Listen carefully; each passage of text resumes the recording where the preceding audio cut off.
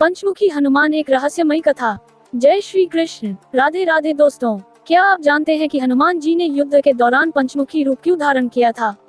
अगर नहीं, तो आज हम आपको एक ऐसी अद्भुत और रोमांचक कथा सुनाने जा रहे हैं जो रहस्यमयी और प्रेरणादायक है। स्वागत है आपका हमारे चैनल सीताराम हिंदी शिक्षाप्रद कहानियाँ पर, जहाँ हम लाते हैं भक्ति, अध्यात्म और ज्ञान से भरपूर कहानियाँ। अगर आपको ये कहानी पसंद आए तो इसे लाइक करें, चैनल को सब्सक्राइब करें और कमेंट में जय श्री राम लिखना ना भूलें। तो चलिए शुरू करते हैं ये दिव्य कथा। लंका में युद्ध अपने चरम पर था। राम और रावण की सेनाएं आमने सामने थीं। चारों ओर रक्त और आग का दृश्य था। राक्षसों की चीत्कार और वानर सेना के विजयघोष गूंज रहे थे। लेकिन इस युद्ध के बीच भी एक ऐसा क्षण आया जिसने सभी को स्तब्ध कर दिया। ये क्षण था जब हनुमान जी पंचमुखी रूप में प्रकट हुए। ये कथा जितनी अद्भुत है उतनी ही रहस्यमयी भी। मेघनाद का अभेद्य किला। मेघनाद, रावण का सबसे पराक्रमी पुत्र, अपने मायावी शक्तियों के लिए प्रसिद्ध था। जब उसने देखा कि लंका का किला धीरे धीरे राम की सेना के नियंत्रण में आ रहा है, तो उसने अपनी गुप्त योजना बनाई। उसने एक अभेद्य यज्ञ का आयोजन किया, जिसके पूर्ण होने पर वह अमर और अजय हो जाता। इस यज्ञ को रोकने के लिए लक्ष्मण और वानर सेना ने कई प्रयास किए, लेकिन मेघनाद ने अपने किले को 5 दिशाओं से सुरक्षित कर रखा था। हर दिशा में उसने अलग अलग शक्तिशाली राक्षसों को तैनात किया था और उनके बीच में वह अपने यज्ञ में लीन था। हनुमान जी को मिला विशेष दायित्व। जब ये समाचार राम और लक्ष्मण तक पहुंचा, तो राम ने हनुमान जी को बुलाया। उन्होंने कहा, हनुमान, ये कार्य केवल तुम ही पूरा कर सकते हो। मेघनाद का यज्ञ रोकना अत्यंत आवश्यक है, वरना ये युद्ध हमारे लिए असंभव हो जाएगा। हनुमान ने विनम्रता पूर्वक कहा, प्रभु आप आज्ञा दें, मैं अपना सर्वस्व लगा दूंगा। देवताओं का वरदान। हनुमान जी ने यज्ञ को रोकने के लिए ध्यान लगाया और भगवान शिव को स्मरण किया। शिव जी ने उन्हें आशीर्वाद दिया और कहा, तुम्हें पंचमुखी रूप धारण करना होगा।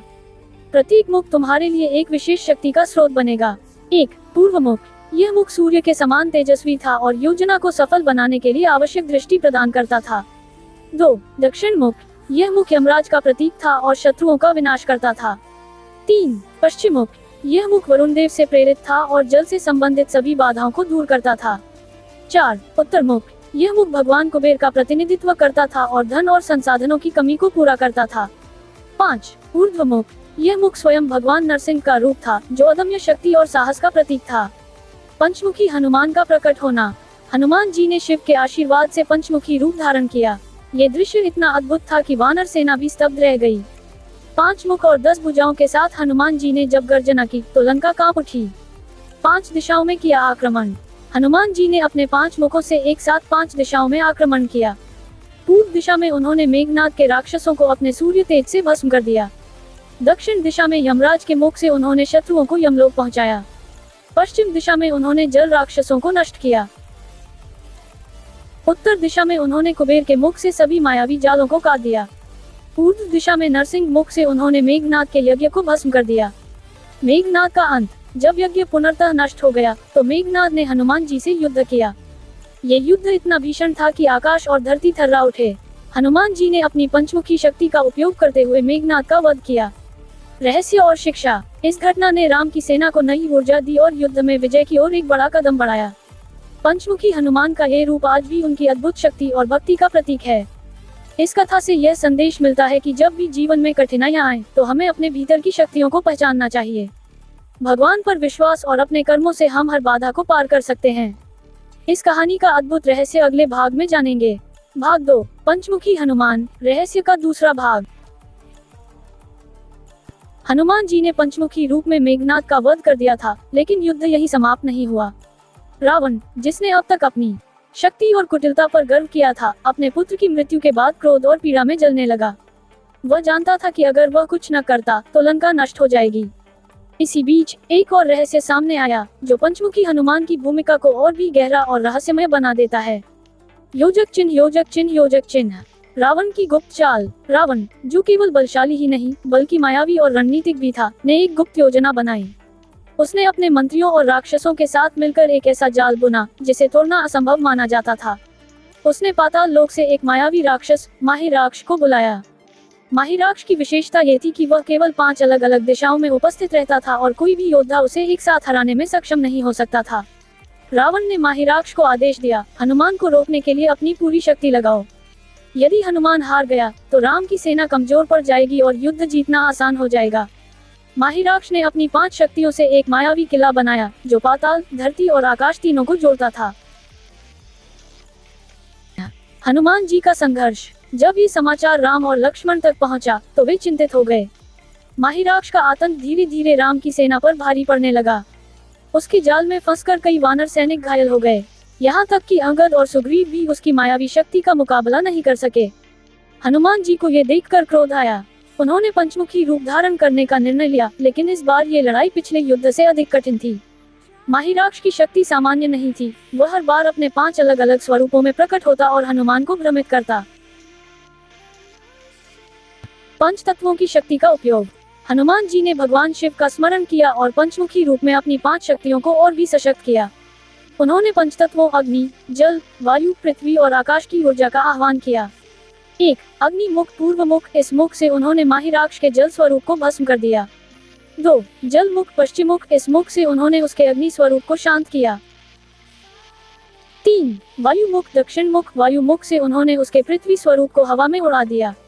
4. पृथ्वी मुख उत्तर मुख। इस मुख से उन्होंने उसके आकाश स्वरूप को जमीन पर गिरा दिया। 5. आकाश मुख ऊर्ध्व मुख। आकाश मुख से उन्होंने उसके माया जाल को पूरी तरह नष्ट कर दिया। माहिराक्ष का अंत और नया रहस्य। माहिराक्ष की मृत्यु के बाद उसका किला भी नष्ट हो गया, लेकिन उसके मरते समय उसने एक रहस्य उजागर किया।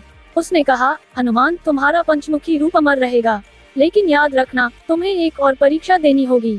रावण ने अपनी मृत्यु को टालने के लिए एक और गुप्त योजना बनाई है। अगर तुम उसे नहीं रोक सके तो ये युद्ध अनंत काल तक चलता रहेगा। हनुमान जी यह सुनकर सतर्क हो गए। उन्होंने तुरंत राम को सारी बात बताई।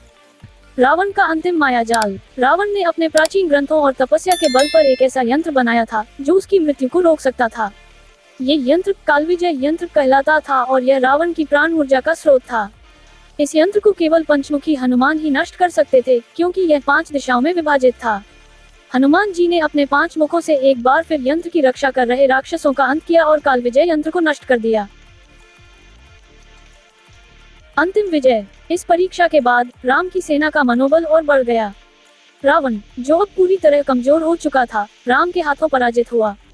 हनुमान जी का पंचमुखी रूप इस विजय का आधार बना और उन्हें सदा के लिए पंचमुखी हनुमान के रूप में स्मरण किया जाने लगा। शिक्षा। ये कथा हमें सिखाती है कि कठिन से कठिन बाधाओं को पार करने के लिए हमें अपनी सभी शक्तियों और संसाधनों को पहचानना चाहिए। साथ ही भक्ति और ईश्वर पर विश्वास से हर समस्या का समाधान संभव है। इस कहानी का अद्भुत रहस्य अगले भाग में जानेंगे। भाग 3, पंचमुखी हनुमान, तीसरा भाग का अध्याय।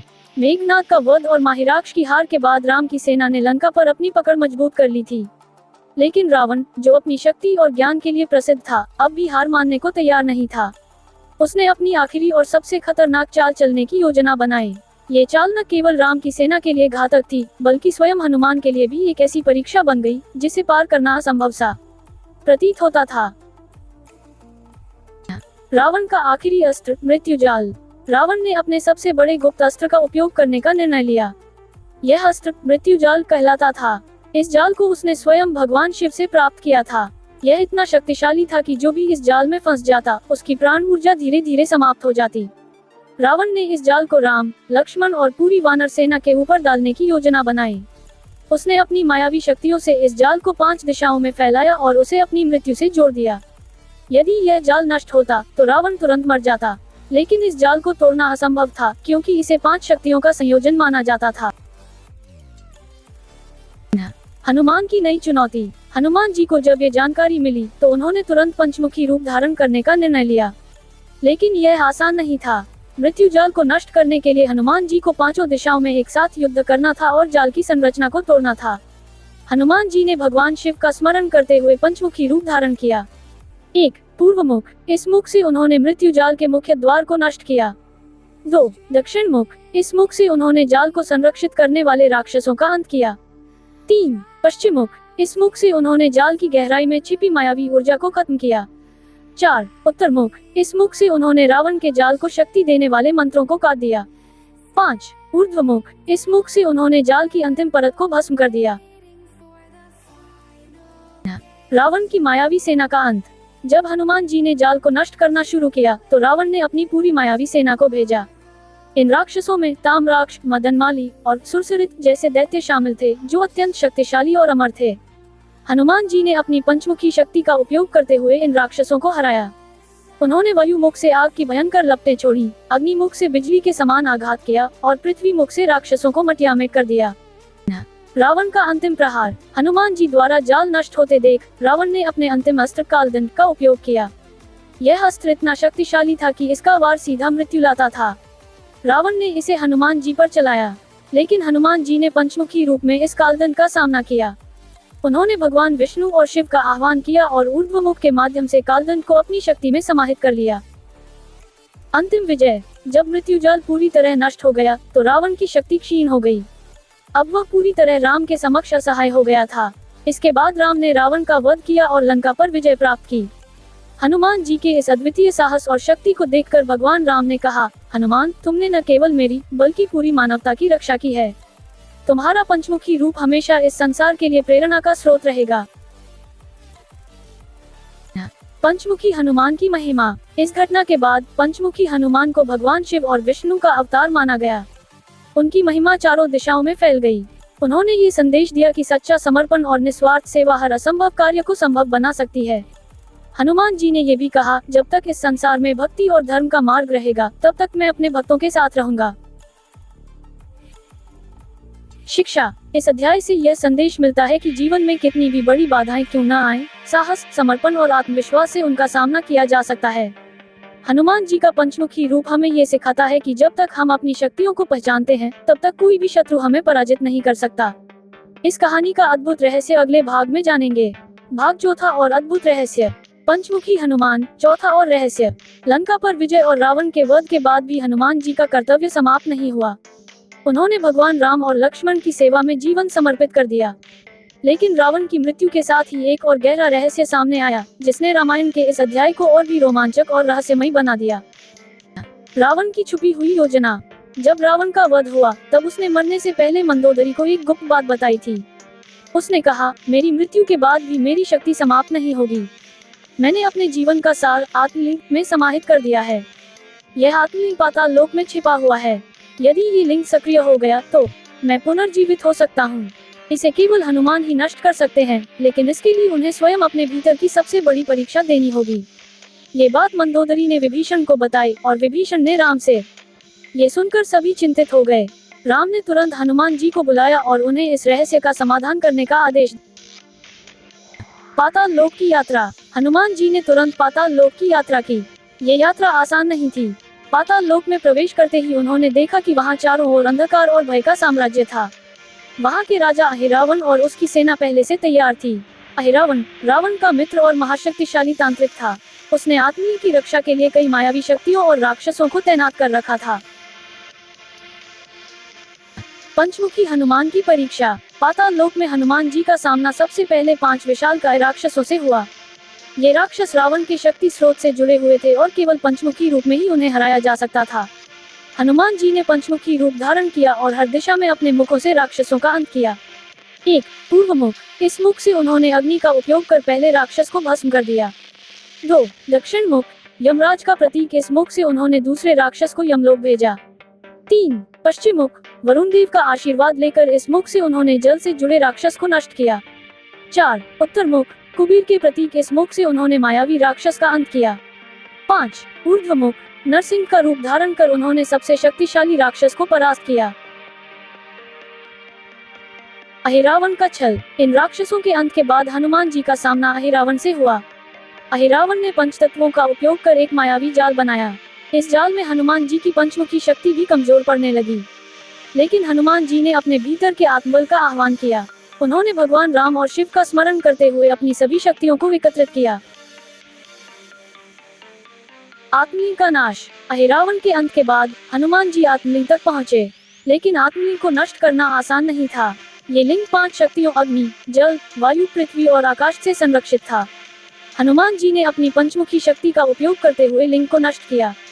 1. अग्निमुख। लिंग की बाहरी परत को जलाकर समाप्त किया। 2. जलमुख। लिंग के भीतर की अग्नि ऊर्जा को शांत किया। 3. वायुमुख। लिंग की संरचना को कमजोर किया। 4. पृथ्वी मुख। लिंग को जमीन में धंसा दिया। 5. आकाश मुख। लिंग की अंतिम ऊर्जा को आकाश में विलीन कर दिया। जब आत्मलिंग नष्ट हुआ तो रावण के पुनर्जीवित होने की सारी संभावनाएं समाप्त हो गईं। पाताल लोक से वापसी। हनुमान जी ने आत्मलिंग नष्ट कर राम के पास लौटकर सारी बात बताई। राम ने उन्हें गले लगाकर कहा, हनुमान, तुम्हारी भक्ति और साहस ने हमें एक बार फिर विजय दिलाई। तुम सच्चे अर्थों में इस संसार के रक्षक हो। पंचमुखी हनुमान की महिमा। इस घटना के बाद पंचमुखी हनुमान को पूरे संसार में पूजनीय माना गया। उन्होंने ये सिखाया कि हर बाधा को पार करने के लिए आत्मबल और ईश्वर पर विश्वास सबसे बड़ी ताकत है। शिक्षा। यह अंतिम अध्याय ये संदेश देता है कि जीवन में कितनी भी बड़ी बाधाएं क्यों न हो, अपने भीतर की शक्ति को पहचानकर और समर्पण भाव से कार्य करके हर समस्या का समाधान संभव है। हनुमान जी का पंचमुखी रूप हमें ये सिखाता है कि सच्ची भक्ति और निस्वार्थ सेवा हर असंभव कार्य को संभव बना सकती है। इस कहानी का अद्भुत रहस्य अगले भाग में जानेंगे। भाग 5वां भाग, पंचमुखी हनुमान, 5वां और अंतिम अध्याय, परम विजय का रहस्य। आत्मलिंग का नाश कर हनुमान जी ने रावण के पुनर्जीवन की आखिरी संभावना को भी समाप्त कर दिया था। पाताल लोक की यात्रा और रावण के छल को पार करना उनकी शक्ति और भक्ति का प्रमाण था। लेकिन अब एक नई चुनौती सामने खड़ी थी, जो उनकी क्षमताओं की अंतिम परीक्षा थी।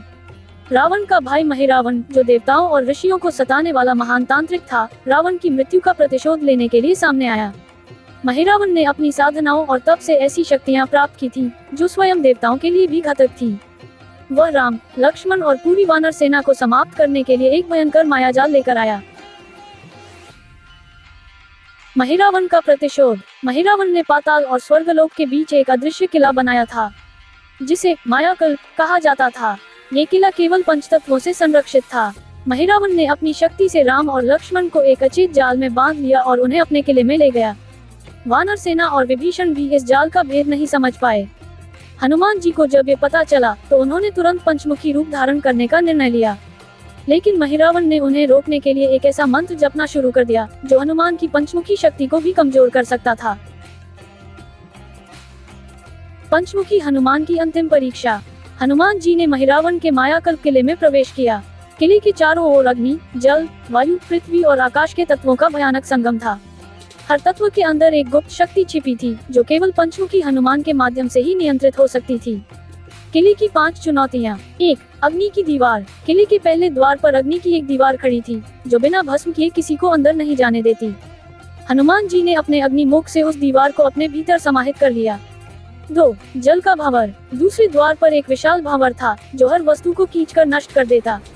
हनुमान जी ने जल मुख का उपयोग करते हुए उस भंवर को शांत कर दिया। 3. वायु का प्रकोप। तीसरे द्वार पर इतनी तीव्र वायु थी कि कोई भी उसके वेग को सहन नहीं कर सकता था। हनुमान जी ने अपने वायु मुख से उस प्रकोप को नियंत्रित कर लिया। 4. पृथ्वी का भूकंप। चौथे द्वार पर पृथ्वी इतनी तेजी से हिल रही थी कि किसी का खड़ा रहना संभव नहीं था। हनुमान जी ने पृथ्वी मुख से उस भूकंप को रोक दिया। 5. आकाश का जाल। अंतिम द्वार पर आकाश में फैला एक ऐसा जाल था, जो हर दिशा को भ्रमित कर देता था। हनुमान जी ने ऊर्ध्व मुख का उपयोग कर उस जाल को समाप्त कर दिया। महिरावण से मुकाबला। किले के भीतर हनुमान जी का सामना महिरावण से हुआ। महिरावण ने राम और लक्ष्मण को अपनी तांत्रिक शक्तियों से बांध रखा था और उन्हें बलिदान करने की तैयारी कर रहा था। वह पंचतत्वों का आह्वान कर अपनी शक्ति को अजेय बना रहा था। हनुमान जी ने पंचमुखी रूप में महिरावण से युद्ध किया। ये युद्ध इतना भयानक था कि स्वर्गलोक और पाताललोक तक गूंजने लगा। 1. अग्नि मुख से हनुमान जी ने महिरावण के मंत्रों को भस्म कर दिया। 2. जल मुख से उन्होंने उसके राक्षसों की सेना को नष्ट किया। 3. वायु मुख से उन्होंने महिरावण के तांत्रिक जाल को तोड़ दिया। 4. पृथ्वी मुख से उन्होंने किले की नींव को हिला दिया। 5. ऊर्ध्व मुख से उन्होंने महिरावण के शरीर को नष्ट कर उसकी आत्मा को आकाश में विलीन कर दिया। राम और लक्ष्मण की मुक्ति। महिरावण के अंत के बाद हनुमान जी ने राम और लक्ष्मण को उसके मायावी बंधन से मुक्त किया। राम ने हनुमान जी को गले लगाते हुए कहा, हनुमान, तुम्हारी भक्ति और साहस ने फिर से यह सिद्ध कर दिया कि तुम्हारे बिना इस संसार में कोई विजय संभव नहीं। तुम केवल मेरे सेवक नहीं, बल्कि मेरे सबसे प्रिय हो। अंतिम विजय और शिक्षा। महिरावण की हार के साथ ही रावण की वंशवृत्ति और उसके सारे मायावी जाल समाप्त हो गए। राम ने लंका में विभीषण का राज्याभिषेक किया और अयोध्या लौटने की तैयारी की। हनुमान जी का पंचमुखी रूप केवल एक शक्ति नहीं, बल्कि धर्म, भक्ति और साहस का प्रतीक बन गया। उन्होंने ये सिखाया कि जब तक आत्मबल, निस्वार्थ सेवा और ईश्वर में विश्वास है, तब तक कोई भी बाधा असंभव नहीं है। शाश्वत संदेश। हनुमान जी की यह कथा ये बताती है कि जीवन में कितनी भी कठिनाइयां क्यों न आए, आत्मविश्वास, भक्ति और कर्म से हर चुनौती को पार किया जा सकता है। पंचमुखी हनुमान का रूप हमें ये प्रेरणा देता है कि जब तक हमारे इरादे पवित्र हैं, तब तक हर संकट का अंत निश्चित है। पंचमुखी हनुमान का ये रूप हमें ये सिखाता है कि जीवन में कितनी भी कठिनाइयां क्यों न आए, आत्मविश्वास, भक्ति और साहस के साथ उन्हें पार किया जा सकता है। ये कथा हमें ये भी याद दिलाती है कि सच्ची भक्ति और निस्वार्थ कर्म से असंभव को भी संभव बनाया जा सकता है। दोस्तों, अगर आपको ये कथा अच्छी लगी हो तो जय श्री राम लिखकर हमें प्रोत्साहित करें। अगर आप ऐसी और भी रोचक कहानियाँ सुनना चाहते हैं तो हमारे चैनल को सब्सक्राइब करना न भूलें। मिलते हैं अगली कथा में, तब तक के लिए जय श्री पंचमुखी हनुमान जी। जय श्री राम।